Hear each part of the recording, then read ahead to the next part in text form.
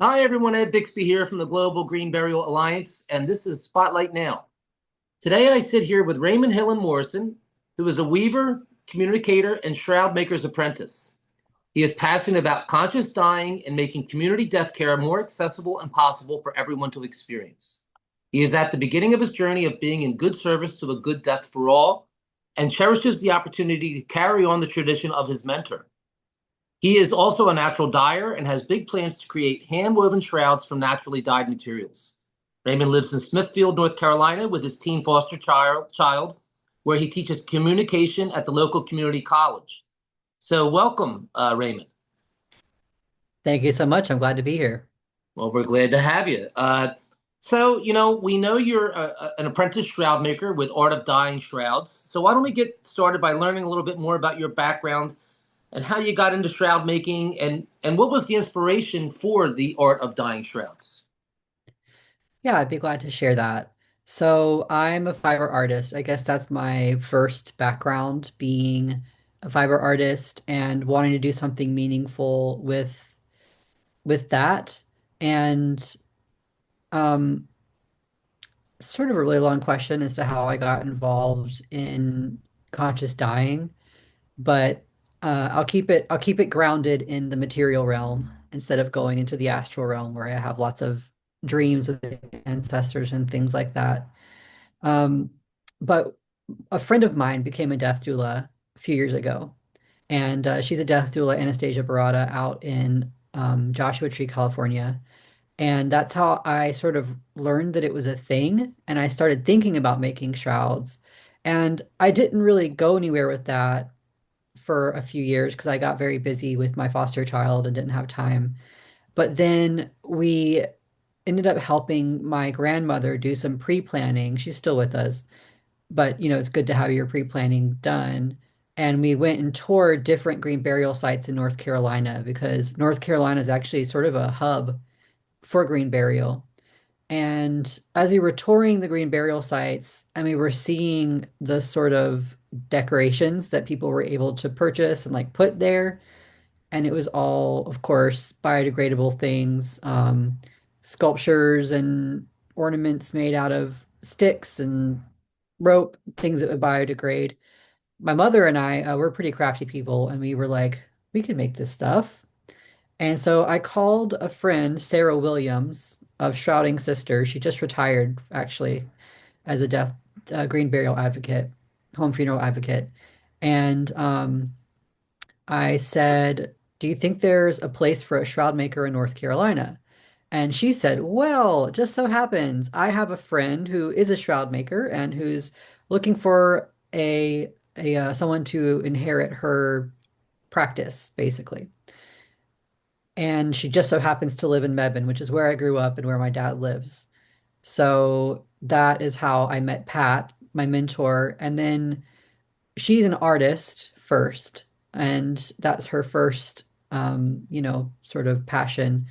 And she's a sewist, and I'm a fiber artist. And so, in our conversations about how we wanted it to be, when we met and we were talking about doing an apprenticeship and mentorship and making shrouds together and sort of starting a business together, she actually came up with the name Art of Dying because of how much both of us wanted to have an emphasis on art and making it beautiful so that those moments where you are shrouding your loved one or you're at a vigil with someone who is shrouded or you're seeing the burial, that art can help soften those moments and create more space for beauty and meaning. And Aditi Sethi, who runs the Center for Conscious Living and Dying in Swannanoa, North Carolina, she recently said that art is alchemy.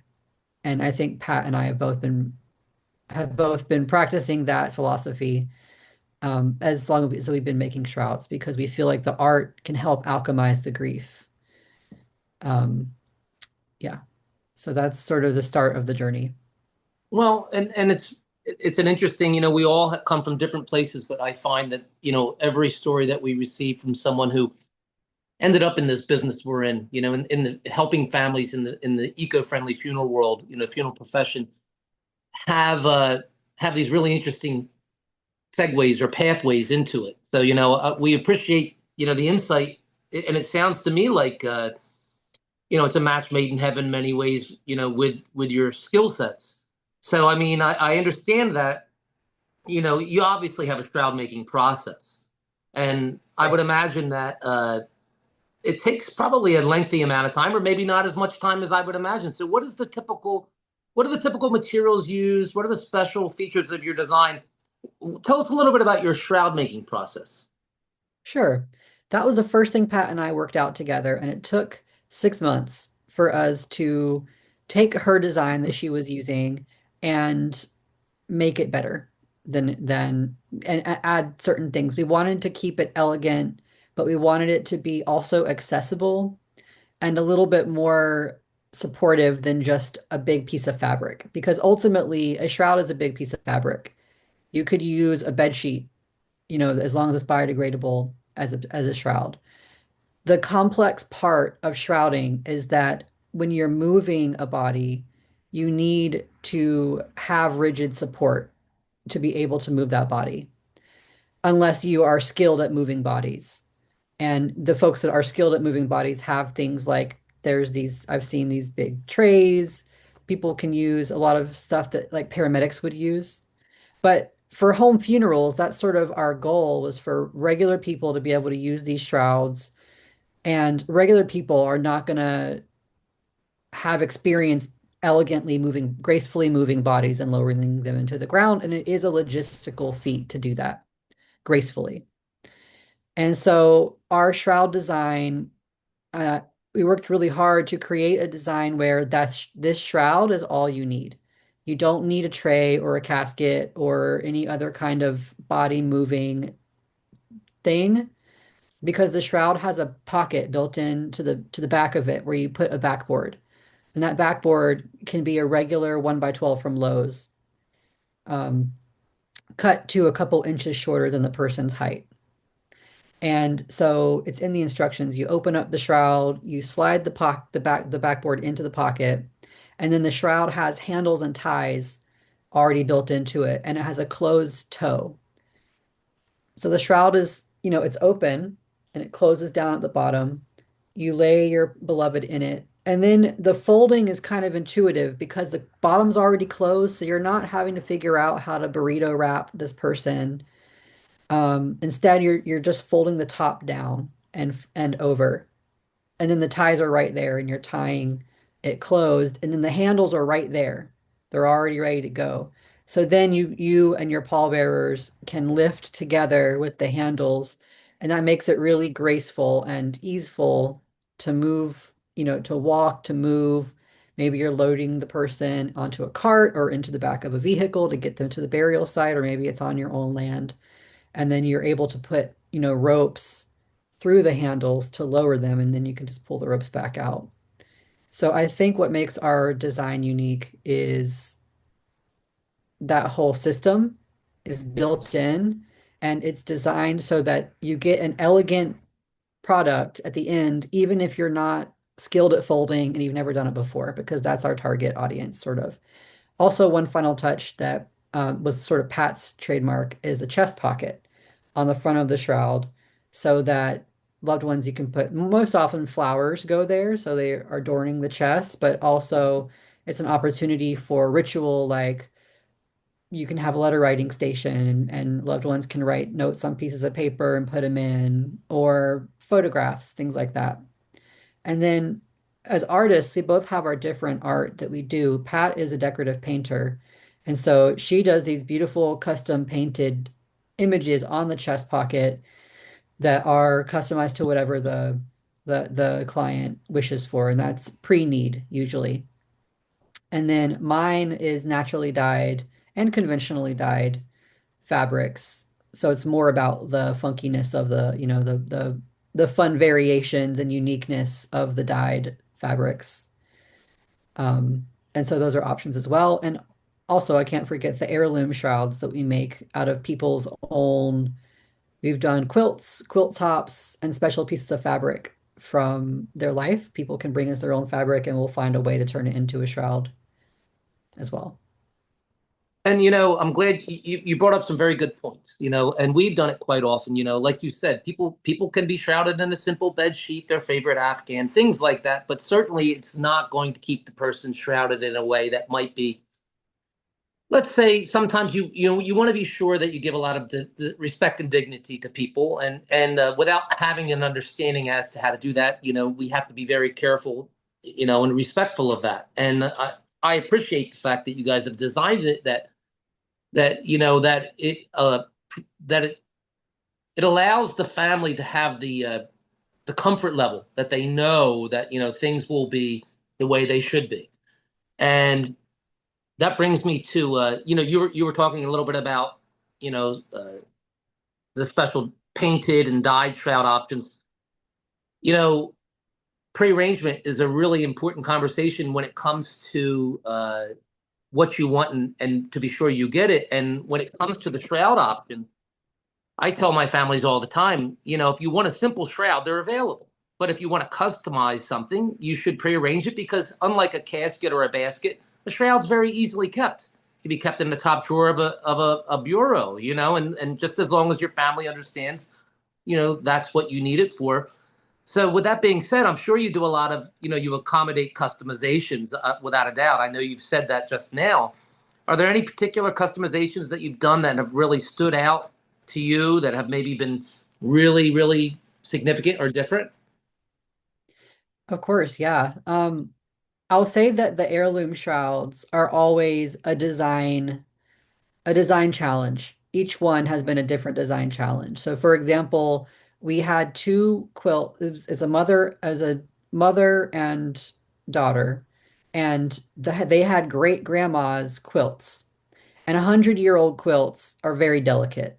So we had one quilt top and one actual quilted quilt, and we wanted to turn these into shrouds, but they cannot bear any weight. So that was a fun challenge, figuring out how to get the backboard and handle and tie system in there so that, like, on the outside you're seeing this gorgeous heirloom quilt, but the the weight is all being borne on the inside in our standard cotton with the backboard pocket and the handles.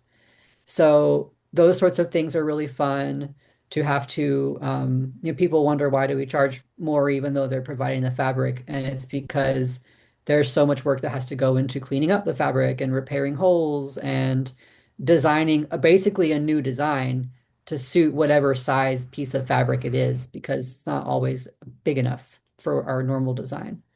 Those are really fun. And then my favorites that I've done are my indigo dyed shrouds. And they're blue, they're different shades of blue, and they have like natural different variations on them. And some of them look lighter and some of them are darker. And they have different, to me, the energies of different uh, moments in the sky. So some feel more rainy, some feel more cloudy or sunny. And they have these big, beautiful silk bows that are also indigo dyed. And I think those are really beautiful. And probably recently, I've started doing community shroud processes. And that, I think, is the direction that I want to go in more. So, for example, we're helping I'm part of a group called the Queer Death Club out of Durham, North Carolina. And we have recently done a shroud for a community member who is on hospice. And that shroud is naturally dyed patchwork of silk. And so every step of the process has been a community project. So the dyeing, there was 2 different days of natural dye days to get the silk the right colors, a rainbow of colors. And then we had another day where we came together and we prepped the fabric and arranged it. And then we had another couple of days where we were sewing down the fabric onto the shroud. And that have found to be really meaningful when you have multiple hands in the project, and it becomes this communal process. Well, it becomes such a memorable experience, and I'm sure that final act of kindness that you guys are able to bestow upon your friends, I'm sure they must be able to, they must appreciate the fact that everyone has a hand in it. So that's really that's beautiful. I think that's the way it should be, and I commend the work that you guys do. It's really an important part. And I'll tell you, some of the most beautiful funerals that we've performed, have been shrouds. Shrouds are people sometimes are a little afraid of the human form, seeing it that way.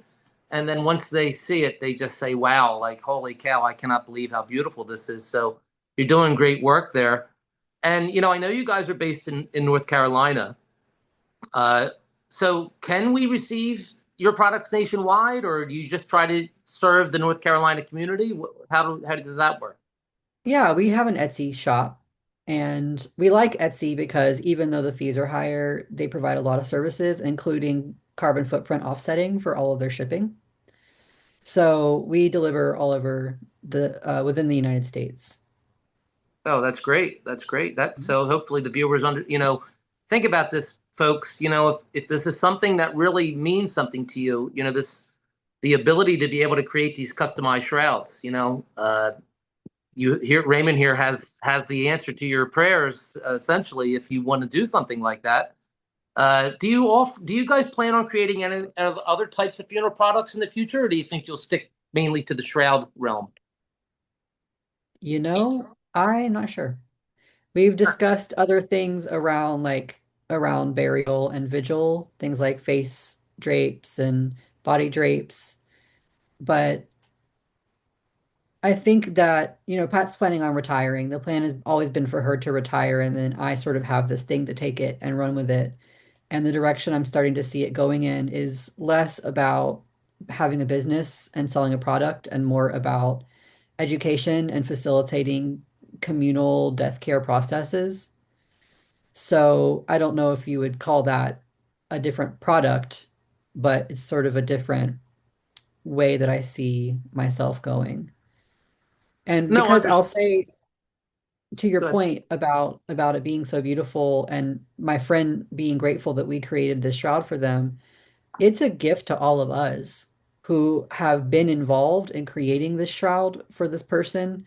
It transforms everyone who's a part of it. And there's something so intimate, like you said, about it's so beautiful when you see a burial with a shrouded burial because it's intimate and natural. And it's sort of one of the first things as humans that we could do for our dead is to wrap them in cloth. So I think it's ancestral to all of us and it stirs that within us. No, absolutely. And I appreciate that answer because really it isn't about the money and it's not about the products. And you're 100% correct. It's about helping people.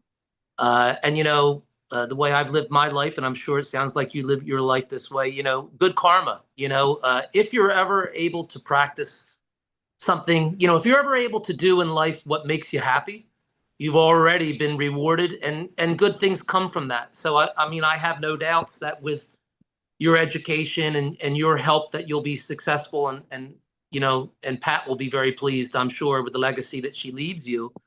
With that being said, where do you hope to see Art of Dying Shrouds in the next 5 to 10 years? I mean, where would you like to be? Would it be in not only making the shrouds, but more of a centerpiece of education?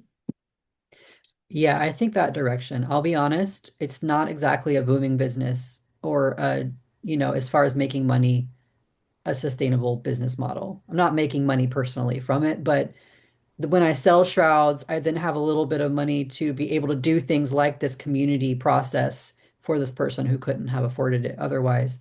And that is sort of the direction I see things going in as being part of I'm always going to make shrouds, but I like having the shroud making as a platform for community engagement rather than it all just being about selling shrouds. So I see in 5 or 10 years, I see we're creating, actually in the next 3 years, I see us creating deaf literacy education resources that are open source and free, you know, um, literature and media, things like that.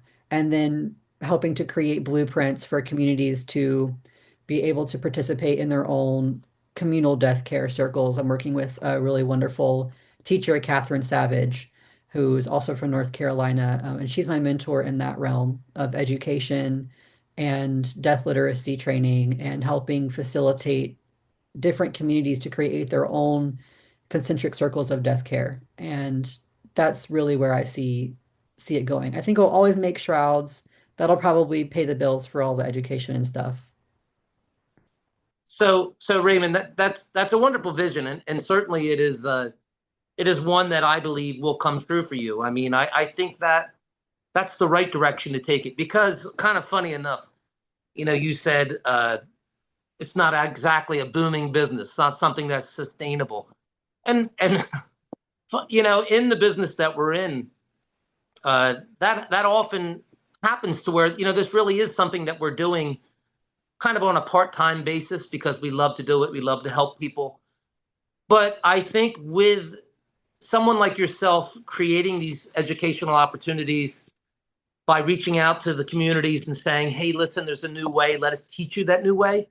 I think you're turning it into a sustainable business. I think you're creating something that will, someday you'll look back on it and say, wow, do you remember when, we started doing this and look where we've ended up now. So, keep up the good work.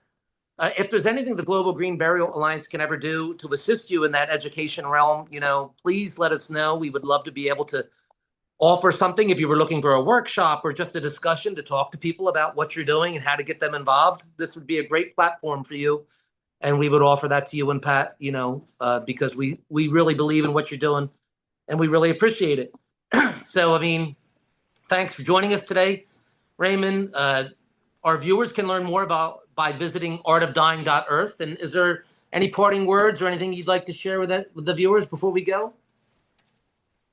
Just that taking care of our dead in whatever manner that you choose to do it with a shroud or a coffin or green burial or cremation, whatever you decide to do, spending time with the body of our loved ones, spending time and intention and being involved in meaningful ways with their final disposition and the final moments of their body in this realm, that is the healing that we need. I really think that's one of the root wounds of our culture, and that in healing that, we are actually healing more than just ourselves.